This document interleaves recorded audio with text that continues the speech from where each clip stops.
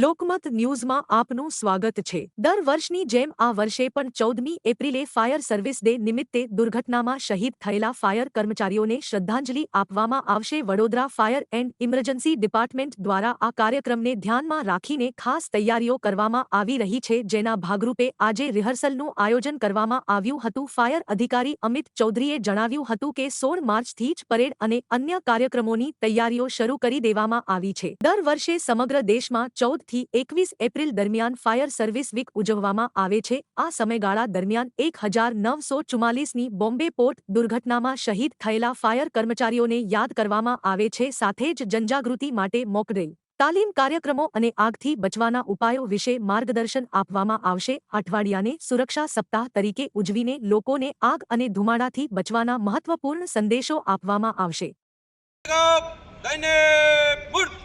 या तो फिर आपका अपॉइंटमेंट लेटर दिखाओ, तभी आपको अलाउ करेंगे। कोई कॉन्ट्रैक्ट के लड़के नहीं होंगे। एक एक दो एक लेफ्ट राइट लेफ्ट એટલે એવી કોઈ અપેક્ષાથી કોઈ લઈ ના જાય। ઠીક છે, તો હવે વિસર્જન માટે પાછી સ્પોટને ત્યાં एक अच्छा सा विसर्जन का बेहतरीन नमूना 20 एप्रिल 9 एप्रिल बाजू शुरुआत करશું। બધા યુનિફોર્મમાં જોઈશે, hair cut, shaving, boot polish, uniform perfect. ત્યારે મોકડ્રીલ નહીં પણ રિહર્સલ ચાલતું હતું। આગામી 14મી એપ્રિલ ફાયર સર્વિસ ડે જે કાર્યક્રમ કરવામાં આવશે વડોદરા ફાયર ઇમરજન્સી ડિપાર્ટમેન્ટ દ્વારા, એ કાર્યક્રમના ઉપલક્ષમાં કર્મચારીઓને શ્રદ્ધાંજલિ આપવાનું જે રિહર્સલ છે, એ રિહર્સલ 16 માર્ચથી શરૂ કરી હતી। એ રિહર્સલ ચાલતું હતું, જેની કર્મચારીઓને કેવી રીતે શ્રદ્ધાંજલિ આપવી, પરેડ કરવું, આ વિષય પર અત્યારે અહીંયા પરેડ ગ્રાઉન્ડ ઉપર તૈયારીઓ કરતા હતા।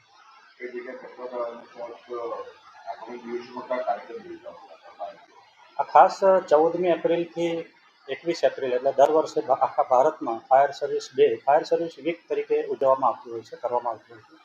આ અઠવાડિયા દરમિયાન શહીદોને યાદ કરવામાં આવે છે, શ્રદ્ધાંજલિ આપવામાં આવે છે। સાથે સાથે 1944 જે બોમ્બે પોર્ટમાં જે દુર્ઘટના ઘટી હતી, એવી દુર્ઘટનામાં જે શહીદો થયા હતા એવા શહીદોને યાદ કરી અવેરનેસ કાર્યક્રમ કરવામાં આવશે, મોક ડ્રીલ કરવામાં આવશે, તાલીમ યોજવામાં આવશે।